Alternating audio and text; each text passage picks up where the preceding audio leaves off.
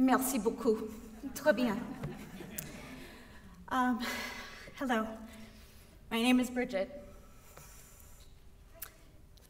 Hi. I'm a Gold Star mom. Does anybody know what a Gold Star mom is? Well, if you read the program. So, I think I'm destined to help. It's my mission. My mom gave me this name. It's called Strong. And I've had to be strong because I've endured a lot. My mom called me and she goes, "Should I come tonight?" And I said, well, absolutely. This is not about my childhood, but what I've experienced in life. And yes, this is me and my mom dressed the same. And you can all say, "Aw, that's cute." 1970s, does this date me or what? So again, a Gold Star mom, you think, hey, besides strong, you've got your stuff together, you have an amazing house. You've got, your kids out the door and everything's done and organized. Well, the reality is, it's not that. To clean or not to clean? That is the question, and I choose not to, because it takes me barely enough strength to help my kids and do the daily tasks in life. So whether you're vacuuming and you turn yourself into a vacuum cleaner by cleaning that vacuum, which I actually have done once, believe it or not, but this is my true laundry pile, and it's very, very accurate. It's on my couch. I think it's called Mount Frankenstein. Dun, dun, dun. My last name is Frank, so. But it literally is my nemesis.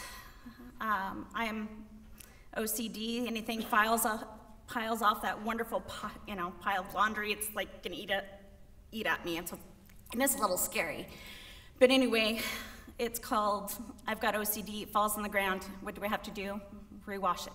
So it is, again, very much a pile.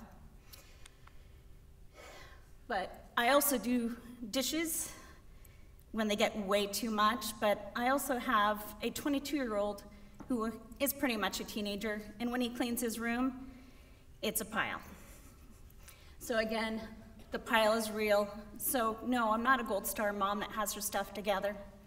It really is not the case. This is my son. This is Destined Drew Frank. I lost him just over a year ago. And to me, he was my everything. So proud of him for all he did. He was born February 28th. He's the one that gave me the title mom.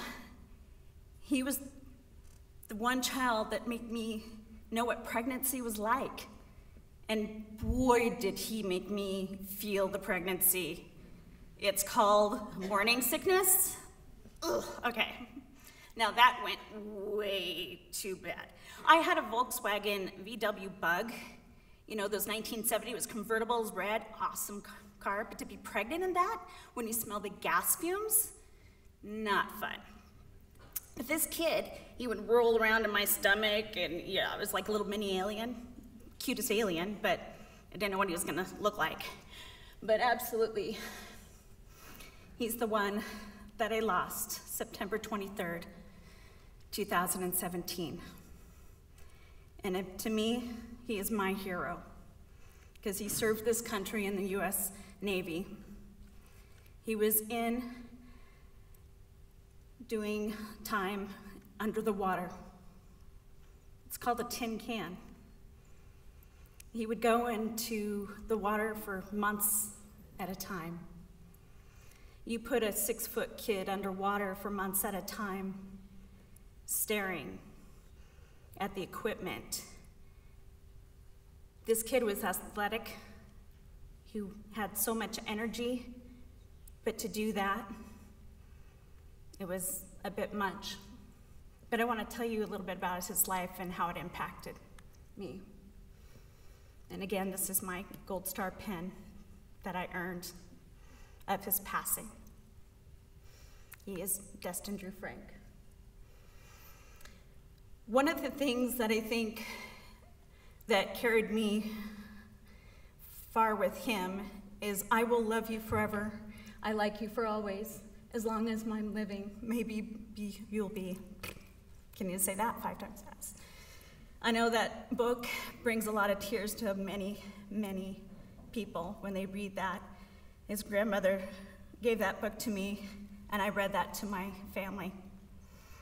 And I read it to my boys, and this is the story that touched me. But this is my baby. He loves sports. He had what I thought was a pretty normal childhood. Not only did he play baseball, he did soccer, he did track, cross country, he did pole vaulting. Okay, to throw your body up and over a stick, not quite my thing. But when that orientation for that pole vaulting, they'll pull me up and over and to the side and they go, Miss Frank, your son is pole vaulting. He's chosen that. I'm like, what? And he goes, yeah, we're gonna pole vault. And we're gonna do a little concussion test and stuff like that. I'm like, okay, this will be one, interesting kind of career choice. But also his hobbies, we caught him in a bad time right at this point. It's like, Mom, all right? I think we all do that. But this is Cub Scouts, and he likes scorpions. Yeah, not really a friendly, curly, lovey pet, but he also had cats, and we had dogs. We had Char Char. That was a border collie. If you've ever had one of those, pretty exciting. But this is where my story begins for me. At his grandmother's house, there was a going away party. And here he is with his little sister, Brianna. This kid lit up a room with his smile. He is amazing. But when it was time for him to go, I was losing my baby. He was going on an adventure that I was so proud of him to do. This was my everything too. Because when he grew up, he did talk about the military. But also what he talked about for his career path and choice was to become a doctor. This wonderful, smart, intelligent boy decided to read Grey's Anatomy in junior high. I'm like, cha-ching, doctor in the house. Yeah, no medical bills for me. But he didn't want to incur those medical costs. Those school costs, excuse me. Because guess what? Going to school to become a doctor, it's a lot of money. That's part of the reason why he joined, but also to serve his country, absolutely. But when he left, my heart sank. It's supposed to be anchors away. But no, for me, it was so much more than that. So as people would say, how's your son doing? He's in boot camp, right? And then I'd say the words, Destined. And then I would just curl up into a ball. Because to me, it was so hard to reach out to him because he was owned by the US Navy. So this is how I visioned my son. I wanted to be that parent that would be underneath the cot in boot camp. Good. I'm here anytime you need me. But of course that'd look a little weird. Like that's all a son needs is his mommy around, right? But I was wanting to be there. Because what is he going through? What's happening? What is he enduring? It's so much more than what we understand. And to me, that gave me anxiety and worry. So all I could think about was trying to be the mom at home, but there was a mom who wanted to be there with him. He left during the worst winters in Chicago where they have their boot camp. And I'm like, my son, He's tiny, he bulked up, but he doesn't do well with a cold. And so I was worried, is he too cold? What's going on? How can I help him? So what did Mom do? Oh yeah, I wrote him letters to boot camp. So I'd type him up a note because him and I, we have a wonderful bond with animals. And he would say, Mom, he actually adopted my poor daughter's cat because he was so infatuated with this adorable cat that he would carry around on his shoulders all the time and run around and walk. Then he just, like I said, just carried it like it was his, pretty much his baby, but right before he left. So in order for me to bond, it's like I'd show him funny cat names and all that stuff. So I'm like, yeah, that's gotta work, right? But then things changed. Look, birthday, I sent him art supplies because the little things that they can enjoy, oops, sorry about that, the little things he can enjoy. So while he was talking to me on the phone, he drew this picture within minutes. And to me, that was amazing. Because he goes, oh, Mom, let me send you what I just did. Thank you for my art supplies. Well, I guess there's a reason why I called him Destined Drew. Because when I first held him, I knew he was destined. And far did I know it that he'd have amazing art talent.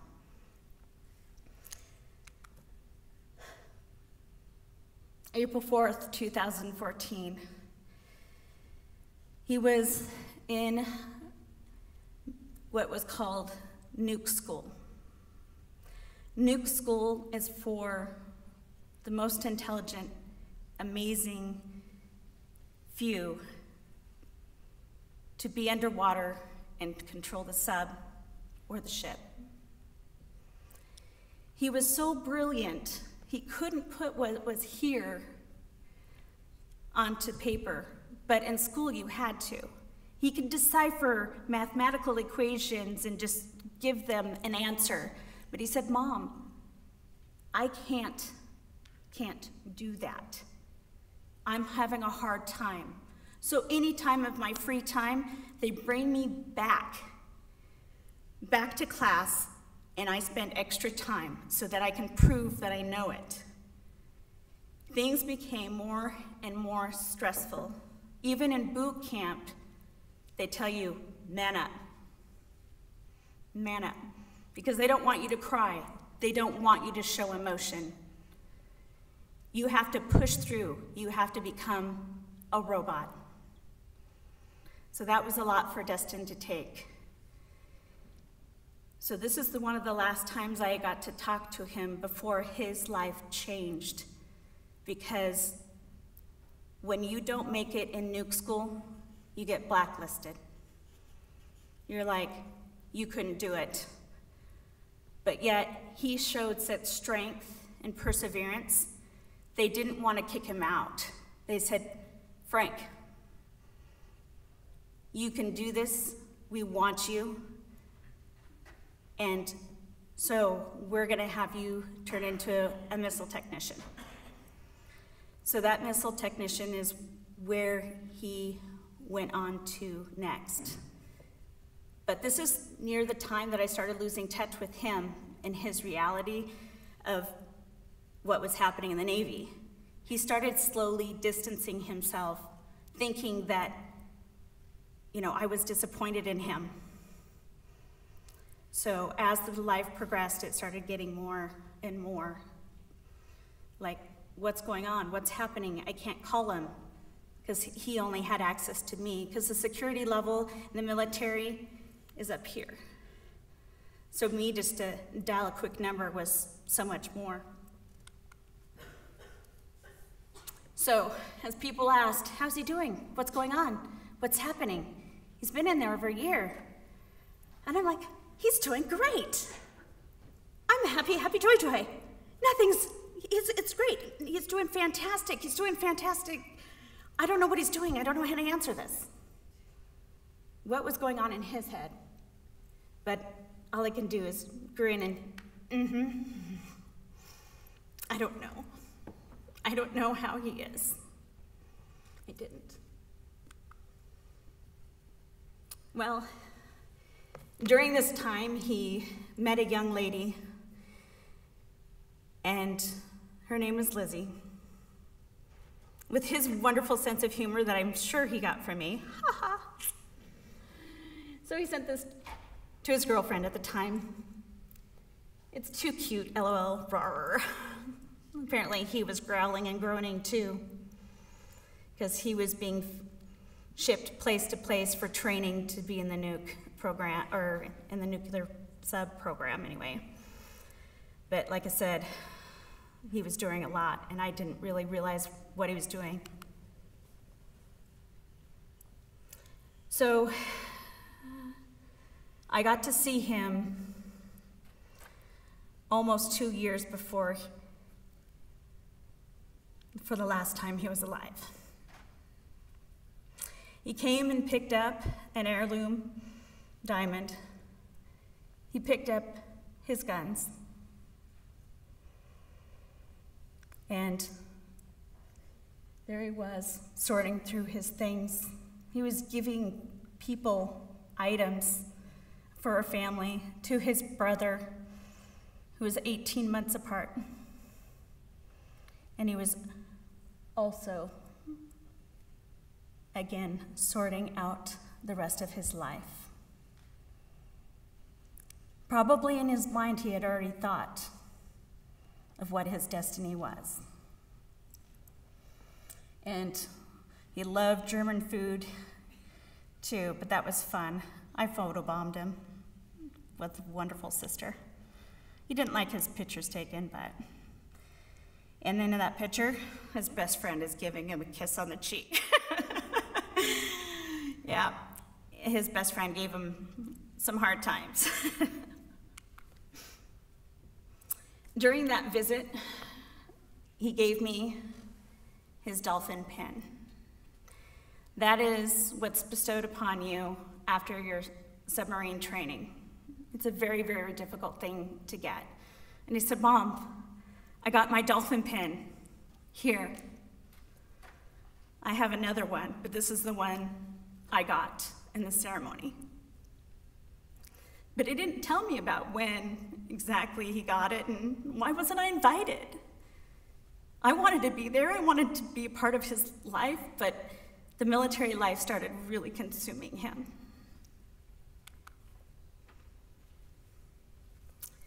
This is his Destined and his wife. But I think that picture says it all. He was dealing with more than what he can bear. And there's truly no words for how passionate they were in love. And when he came back, he served 5 deployments. Every time she was extremely happy. But I didn't know every single time that he came up for water, except for finally she reached out to us and said, "Hi," on Facebook, on social media actually, "I'm your son's girlfriend." And really I started getting to know her a little bit by little bit, and that's how I got to sneak things through to him. But then the day happened. Saturday, September 23rd. There were so many signs. I woke up to go to work to help the kids at the center I work at. It was gonna be a big celebration of, kids graduating a certain phase. But what I woke up to that morning was telling me every reason to stay home. My dishwasher, it was flooding. I'm like, oh, that's all I need. I need to go to work. I let the dogs out, and they came in all muddied pawed and everything. And I'm like, what's going on? It's like, great. I now have paw printed carpet. I'm like, okay, so what's going on? So I go outside around the house, the faucet is on. I'm like, what? I didn't turn it on. It had been going on for quite some time. And then I go out to the car to leave. I had not only one flat tire, I had two. Was my son telling me something? Well, I was gonna find out. So, later that day, I was busy, so busy after the graduation. Then I went over to a friend's house. Then I got a call. Come home. Come home. Why? You need to be home. Why? I'm just finishing up doing things. No, you need to be home now.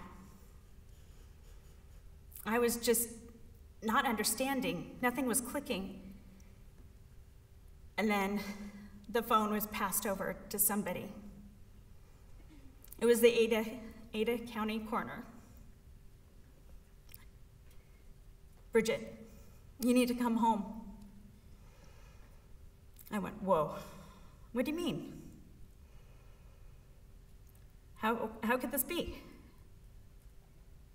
Why was Ada County? I mean, it'd have to be somebody here.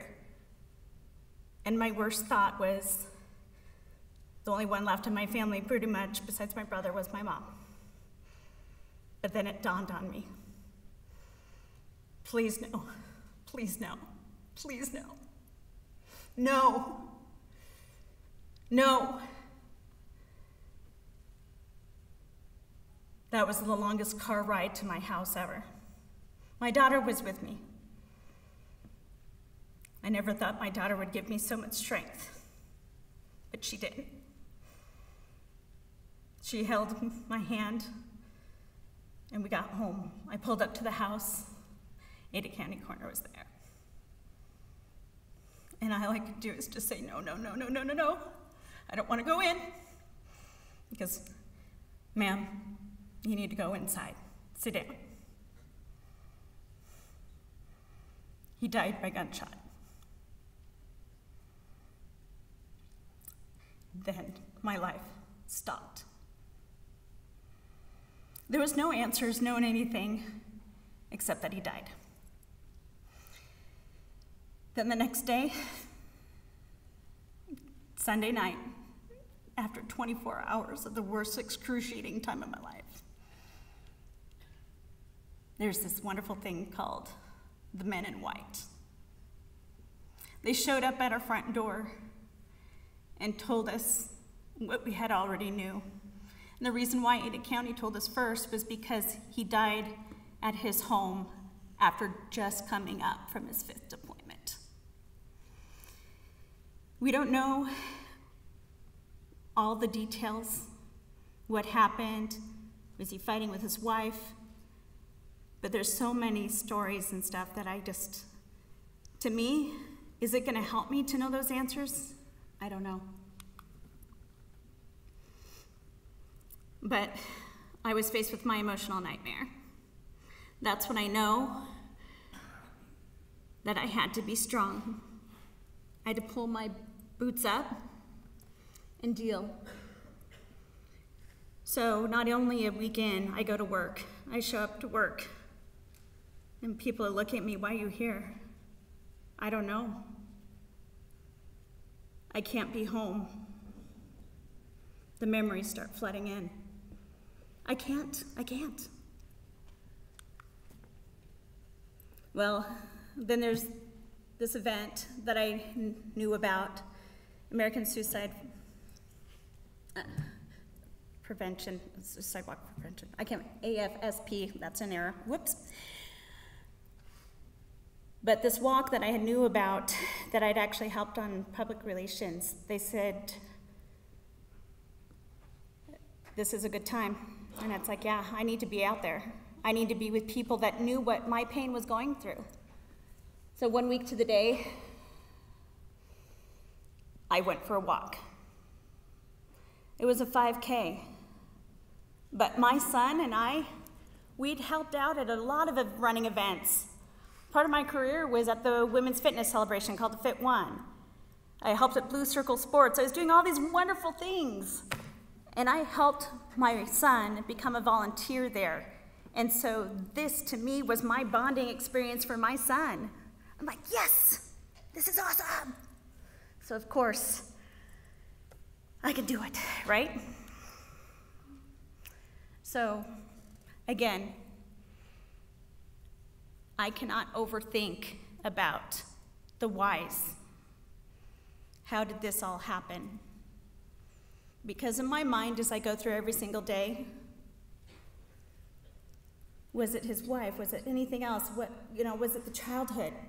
Did I mess up my child? Did I not give him the attention he needed? It all embeds in here, but if I focus on that, I can't go to the next step. So this is when my depression started really kind of sinking in.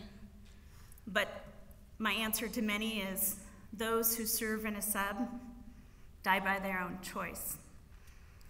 Because when he came to visit us right around December, he said, "Mom, I just went to a funeral for one of our boat meet." And I said, "What?" He goes, "Yeah, I just dealt with a funeral." It's like, whoa. And he goes, "Yeah, another guy drank some bleach." Whoa. As I left. "Do you know if he's okay?" And he goes, "Mom, I don't know. I left." And that's just on his base. So literally a week apart. So with one thing, somebody captured our moment of receiving my son via Southwest Airlines. And to me, I'm humbled by this post. My friend, who was a friend, she goes, "Bridget, somebody posted, and I know it's you and your family." And that was my son with a draped over flag.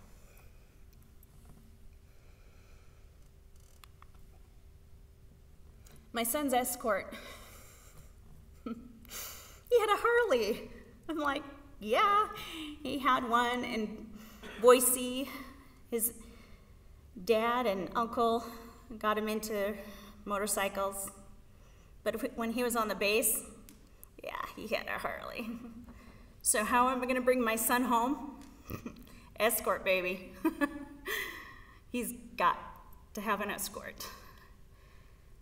So lo and behold, a group of amazing people rallied and brought my son home in style. And I'm so thankful.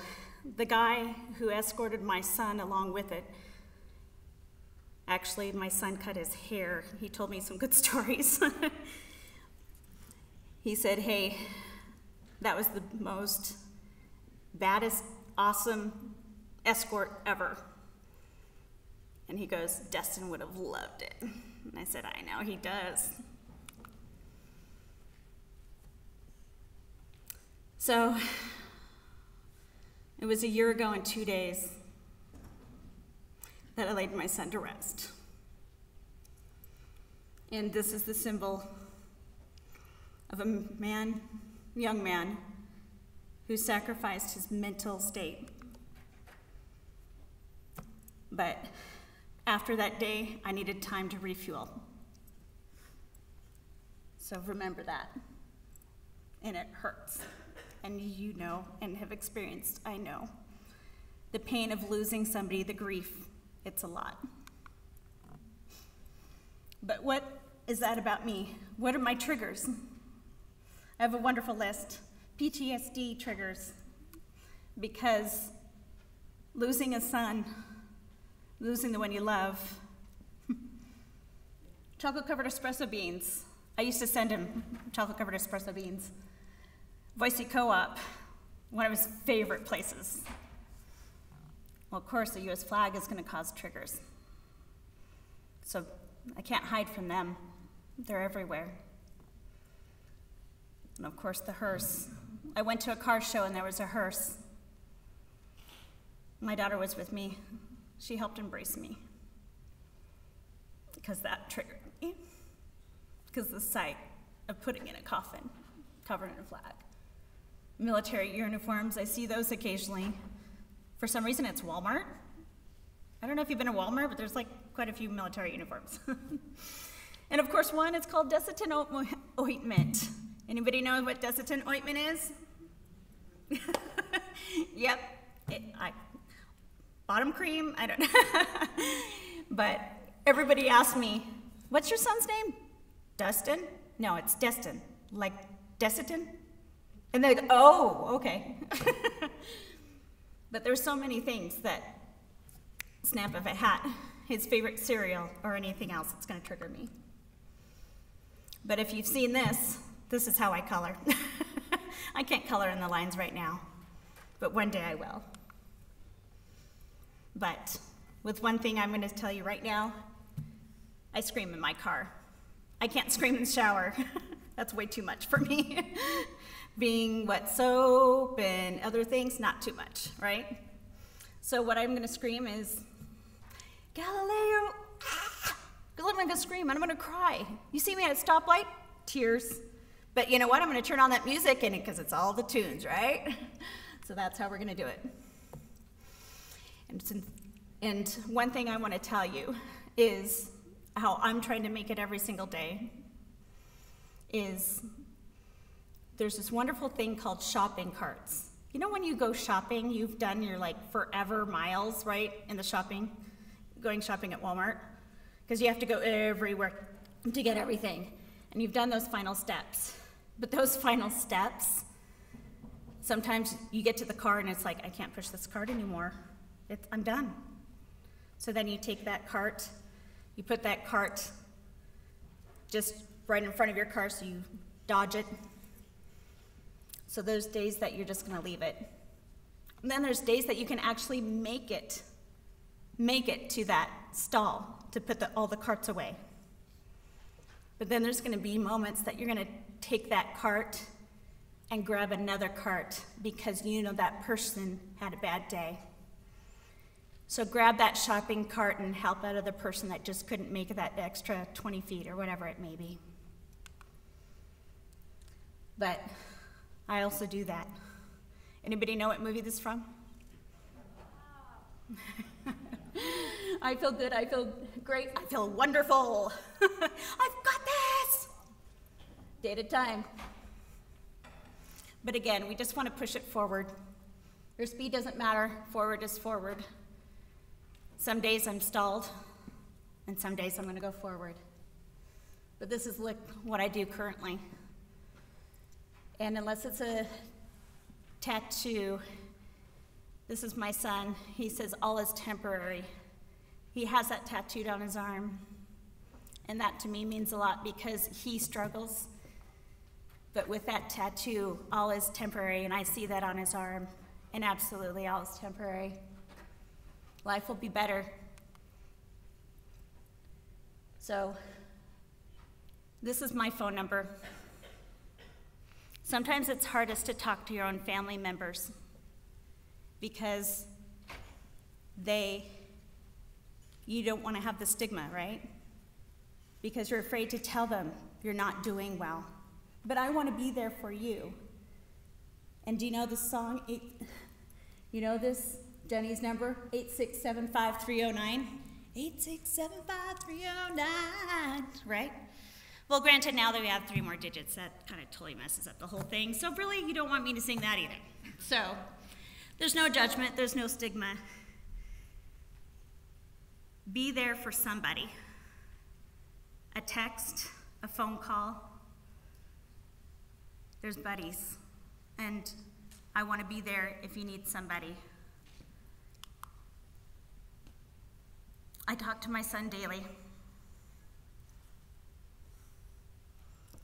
So I'm going to be destined to help. He's with me every single day. I have chills, and I dream about him occasionally, but I know, and he's egging me on because he goes, Mom, people in the military are struggling. and I reached out for help, and he didn't get the help. I'm the voice for you and for the sailors who I've heard some horrific stories about their struggles. 22 veterans a day, 1 active duty a day. My son is not that number. He is my son, but it is one too many, and unfortunately, sometimes numbers hit home for everybody. But I know he wants me to persevere. I am Bridget. I am strong. I'm destined to help.